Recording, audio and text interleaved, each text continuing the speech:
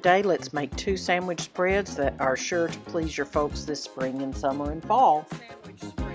We've got 6 hard-boiled eggs, 9 ounces of drained green olives with the stuffed green olives, 1 cup of pecans that have been finely chopped in the food processor, 2 cups of salad dressing, and I'm using Miracle Whip. So it's a pecan olive spread.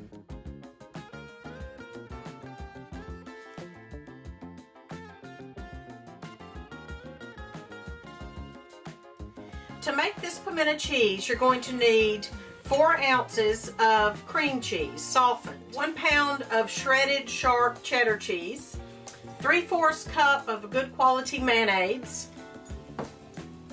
1/4 cup of this particular sauce. It's Berkey famous sandwich and salad sauce. You need a tablespoon of Dijon mustard, 4 ounces of diced pimentos, drained. You need 2 tablespoons of chopped minced parsley, or you can use chopped fresh, and a little bit more than 2 tablespoons. I like to use fresh if I have it. A teaspoon of garlic powder. I'm not going to get out the measuring cups because I don't need to. I can eyeball. You're good like that.